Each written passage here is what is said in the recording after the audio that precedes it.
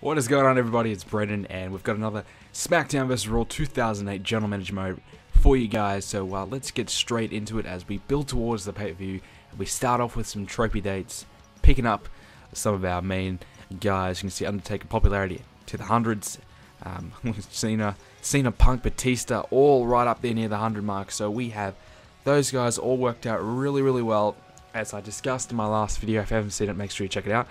The last episode I discussed my perfect roster and what I wanted to achieve, and now that I got to that point where we're at that, we've hit that 80 mark, we've got all our guys around that 80 popularity plus, we're going to try and avoid using trophy dates unless it's on a main event guy who's slipping down the ranks a bit. We want to keep him up to that 100 mark. So for now we're going to start to change it up and to begin to utilize the skill improvements. So we're utilizing endurance improvements, making fan favorites, so naturally gaining popularity by using fan favorite, fan heat kind of improvements. So we can use that in these guys, if they win a match, they'll gain a little bit more popularity than they probably would if they didn't, if they didn't have that improvement. So in reality, it's a good concept, and it's good to have. It's good to improve on. So this week we're just probably going to be straightforward standard matches with our feuds. So Undertaker will take on CM Punk, Batista taking on John Cena. So that'll be the opening match and the main event matchup. I'm kind of doing this as well just to test out what kind of star rating we're looking at right now. If we're looking at a 3.5, 4 star rating just on a standard match, we might even be at the 4.5 star rating. I'm not too sure. I think we're probably more towards 4.5 than 3.5, that's for sure. But, well, you want to hope so. You never know with this game. This game's crazy. The rating system in this game is crazy. You never know. But so far, so good. And we're going to do a fatal 4-way matchup. So we have Brendan, who's opponent for the Great American Bash, Sandman, and the MVP taking on the number 1 contender for the United States champion. The MVP is the US champion, Jeff Hardy. So a good little matchup there. Mysterio taking on Elijah Burke. I think Elijah Burke's the Cruiserweight champion. Yeah. Mysterio, number 1 contender. We need to sort that one out. We got to really, next few episodes, we're going to start to work on that Cruiserweight division and get that one right. So that's the goal. That's the big plan in the next couple episodes. Work on the Cruiserweight division and get it to where we want it to be. So our next matchup, as you can see here, Kane, Corvon, and Matt Hardy and Shad. I think Kane and Corvon are in a rivalry. And Shad and Matt Hardy, I don't know about those two. I think they're just kind of just feuding, just filling in. So as I said the last episode as well, I talked about how the utilization of a filler is so vital in the GM mode. And we're going to play this Fatal 4-Way matchup. We're going to do something we haven't played in a while. We've been playing most of the main event matches as the past couple of weeks. So we're going to check out US Championship matchup and the Brendan and Sandman feud as well. And yeah, so we'll go ahead and check that one out. We'll go and play that matchup. So these two matches I think are going to be pretty good. I think MVP and Jeff Hardy should get a pretty decent rating. I think we're looking at probably 4-star rating for that one. Brendan and Sandman, probably similar. I think if we do a hardcore matchup, Brendan especially. And speaking of Brendan, I don't know what I was thinking when I made him. Honestly, his hair sucks. The hair in this game is shocking. I hate his look. I don't know. I just don't like it at all, really, I don't know. I think I might have to go back and edit that out, change it up, because his hair is terrible. It just looks awful. I don't know about what you guys think. Tell me, do you think he looks awful? I think he does. I don't know. I'm not liking it. I think I made him in like 5 minutes, actually. I was just quickly making him for the series. I don't know. I think it looks crap, so I might have to go back and switch it up a little bit. Here comes the Sandman. Surprisingly, it's stupid. His match specialty is a submission match. Now, I haven't really followed ECW, so I probably can't really say, but since his WWE run, I can't recall one match where he was in a submission match. Can you? Why the hell is his match specialty a submission? I don't know. Sandman is the personification of hardcore, yet his match specialty isn't hardcore. I don't know. Yet JTG's match specialty is hardcore. I can't recall a hardcore match that JTG was in. So, this fucking game. Oh man. A lot of flaws, a lot of dumb things in this game, but it's nonetheless still a good one. Still a good one, still like it. You have to kind of look past the flaws in many games. Some of your favorite, it's surprising, you know, some of your favorite games, you look back and you play it a few years later, you're thinking, what the hell was I thinking? This game is terrible. What the hell is wrong with me? What was I thinking back then? But you got to appreciate it for what it was. And here is Jeff Hardy. And what was this, 2007?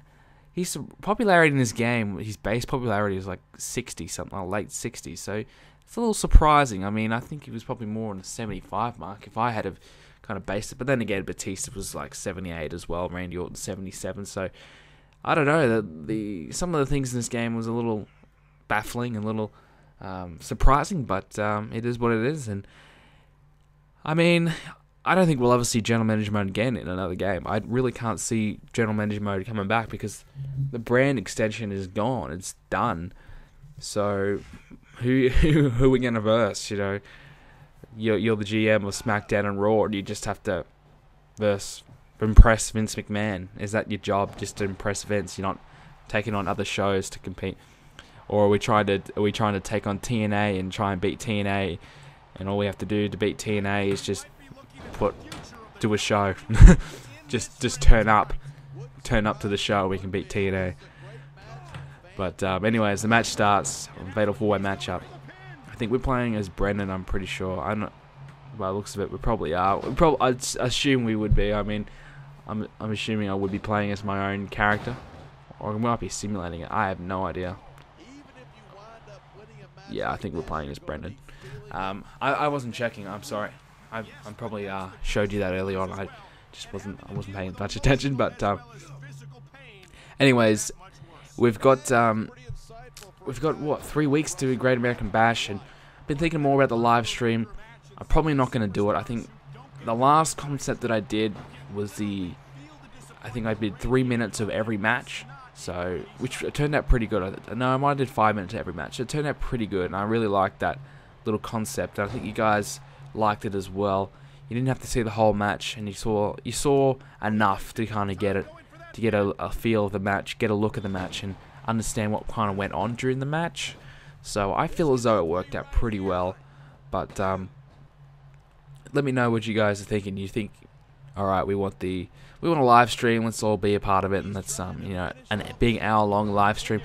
You know, I would certainly do that, but the only problem would be the quality. The quality would go from what it is now to a little bit less, so it wouldn't be as great to look at. That'd be my only issue about it. That's my only thing putting me off. I don't really want to produce a crappy quality video, because if you look back in 3 months' time, if someone comes to the series and goes, all right, let's watch the Great American Bash, and they're thinking, what the hell's wrong with the quality here? That's kind of gonna put me, I don't know, it's probably gonna annoy me a little bit, but we'll see. Well, I'm thinking about it a little bit more. Thinking probably more towards the concept that I had last time. So I must be MVP here. I really don't know, because I tend to do the whole big spearing everybody kind of thing.